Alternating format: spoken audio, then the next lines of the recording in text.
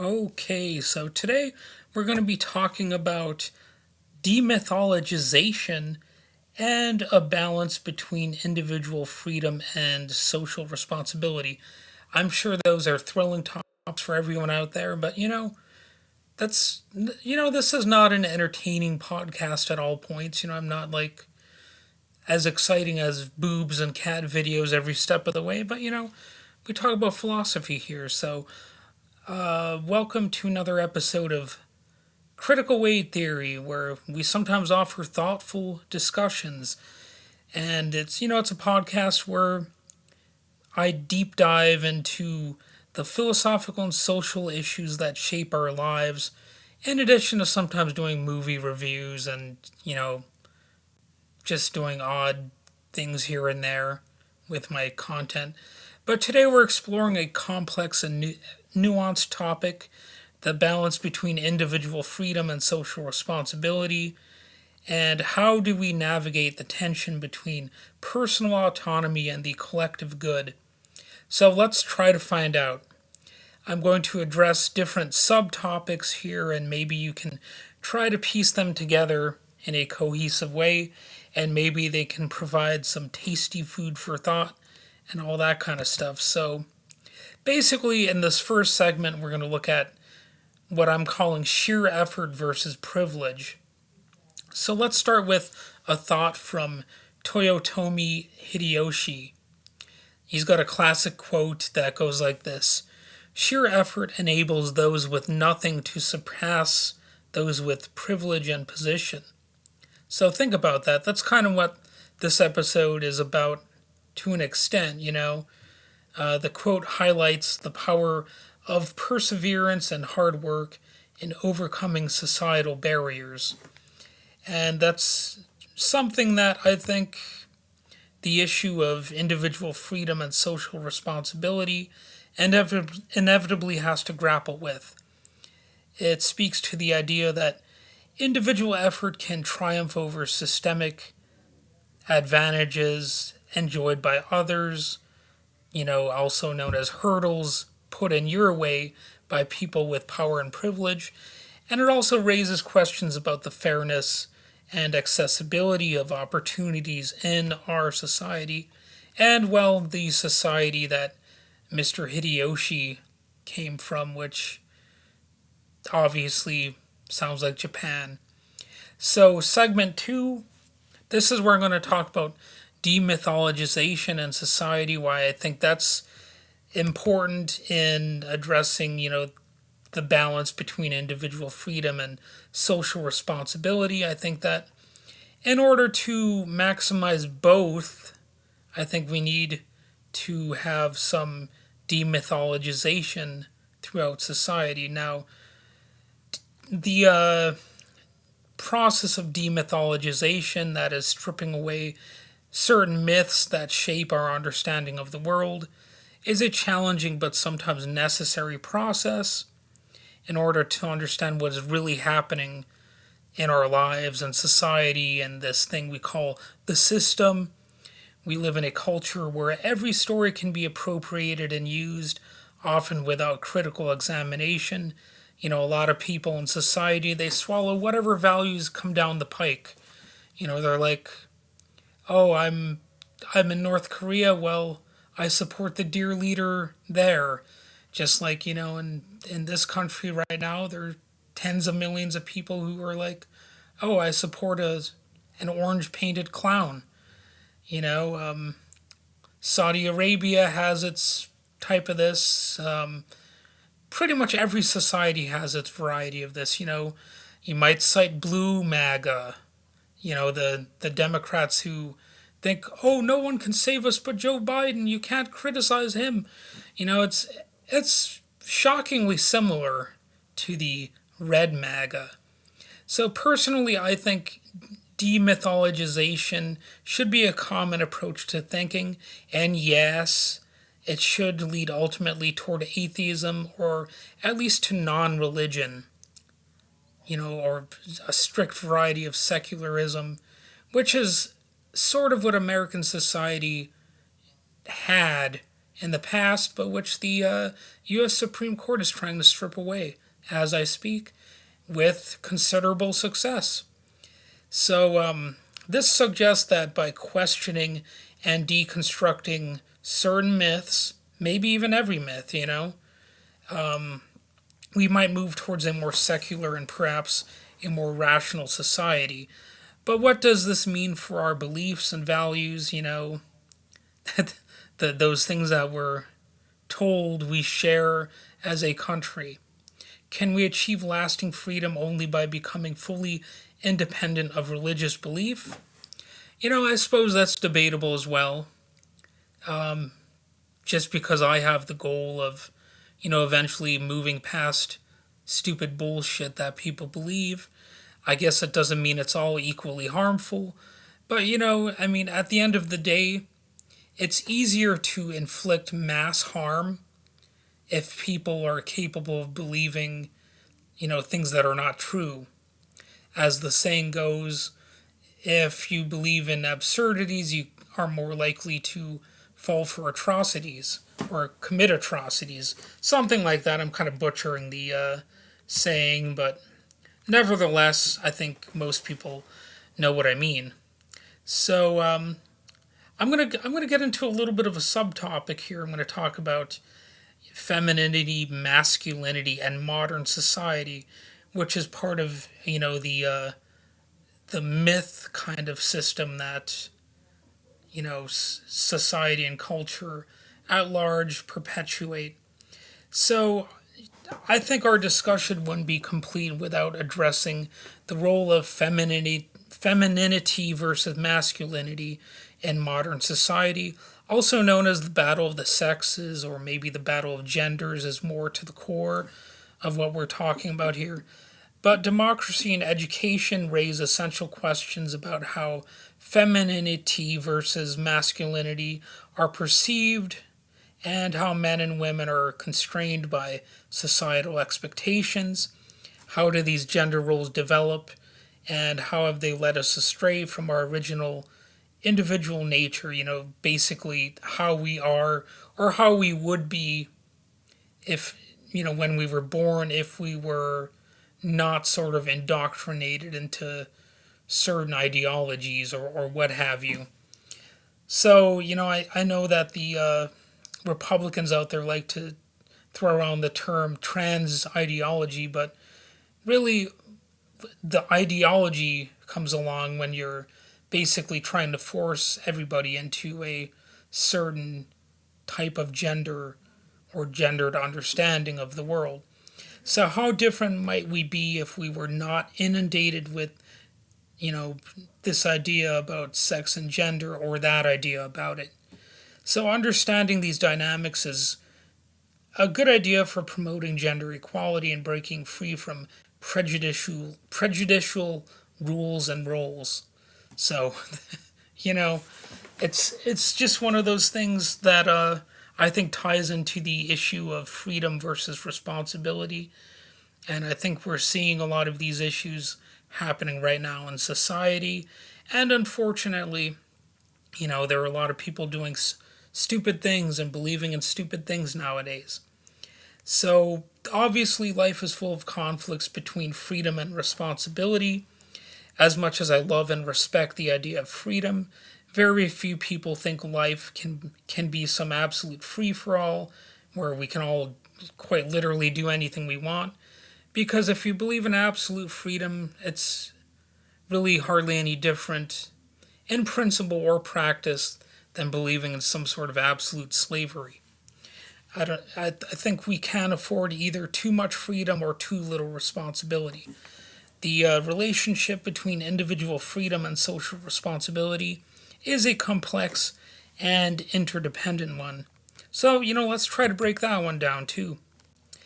When it comes to individual freedom, it's the ability to act according to one's own will without undue restriction, which to me is sometimes just sounds good in addition to being something that I would value, right? It even sounds like, that would be refreshing. it's something that's essential to have for personal development, creativity, and the pursuit of happiness. Of course, we can't pursue literally every type of happiness we have. So if we're sadistic maniacs, somebody's going to want to put the lid on that type of happiness and freedom to harm others. That should be restricted. But of course, not to the sadist or the sadistic mind or the tyrannical mind itself. They want to have free reign to do basically all kinds of crazy and sick stuff. And one of the ways they do that is trying to get into positions of power. And it's actually a pretty good hiding place for a maniac, as we have seen in many cases throughout history and in contemporary society as well. So, absolute freedom can lead to conflicts with others' rights and social order. Not that social order is always a good thing. Plenty of evil things can be done in the name of preserving that. But I think most of us would agree that there's some value in having some sort of social order. The real question is what type, and how many restrictions should there be, and is chaos or perceived chaos always a bad thing? Not necessarily. And that's where social responsibility comes into play as well. So this is the obligation to act in ways that benefit society at large. So sometimes disrupting the social order might be valuable in terms of benefiting society. Some things must be disrupted in order for society to advance, and in order for some nefarious practices to be stalled or stopped. So it's crucial for the well-being and stability of the community, protecting individuals and promoting equity. That's what social responsibility is all about. Yet excessive focus on social responsibility can stifle individual freedoms and creativity too. So, there's got to be a balance. How do we balance those two things? We've got legal frameworks, ethical norms, education, and public discourse will all play a role. Of course, every one of those things will have its own set of flaws. But let's look at the strengths of having frameworks. For instance, freedom of speech is balanced by laws, or at least societal standards, against things like hate speech, and economic freedom is regulated to prevent exploitation. You can't do literally anything you want. You're not supposed to be able to shout fire in a crowded theater. Now, I know some people out there, they have this idea that, oh, you can't regulate speech at all, but that's not true. You can regulate anything. The question is, to what degree, and how do you go about doing that? Because again, if I was to say you can't restrict any sort of behavior, well, that would be like me lying. I don't want to be a liar here. So, presumably, laws are supposed to help moderate society. That's been the theory over time. And due to some of the abuses real working people have experienced all too often, we do have labor laws and things like that people fought to establish over time to prevent, the capitalist types, the corporations, the rip-off artists and scam artists from holding complete and total power over how society functions. So this dynamic and context-dependent relationship requires continuous dialogue and adaptation. Ultimately, the greatest freedom involves living responsibly within reason, because freedom without responsibility, it can go bananas. Just like responsibility without freedom can render society into nothing but a stupid machine. You got to have a balance there. So, what about some practical examples? So, when it comes to freedom of speech, individuals have the right to express their opinion, but this is balanced by laws, or again, at least societal standards, against hate speech and incitement to violence. Now, there's a constant debate about what that actually entails.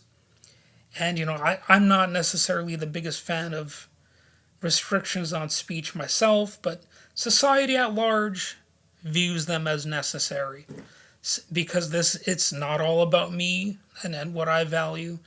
So again, I would be lying if I said that there can be no restrictions, right? So same thing with economic freedom. People can pursue economic opportunities, but there are regulations to prevent exploitation and help ensure fair treatment.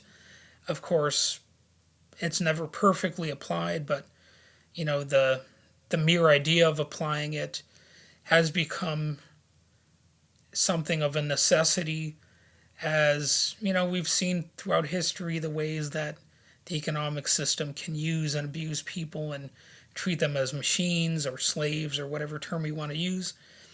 And in terms of personal behavior, individuals can make lifestyle choices but are expected to respect public health guidelines and community standards.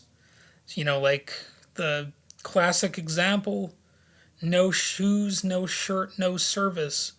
Well, that's not so different from saying, hey, if you're in public, you know, if you're in public life, you should be vaccinated. Like you should have your kids be vaccinated. And I know there are some people out there who will be like, oh, but that's tyranny. Well, it's no more tyrannical than saying, a person should need a driver's license to drive, or again, no shoes, no shirt, no service, or saying an employee must wash their hands, if they're working in a restaurant kitchen or something like that. It's a fairly easy thing to do. Now there are exceptions to that a person can argue for, like in the case of vaccines. Okay, there are some people with certain conditions where having a vaccine or something like that, or any sort of medical treatment, might actually hurt them, if not kill them. But those are called exceptions to the rules.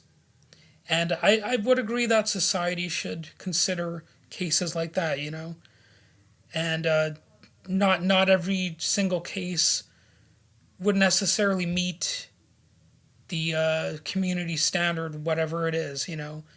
We're just talking hypotheticals here, but there are exceptions to just about every rule.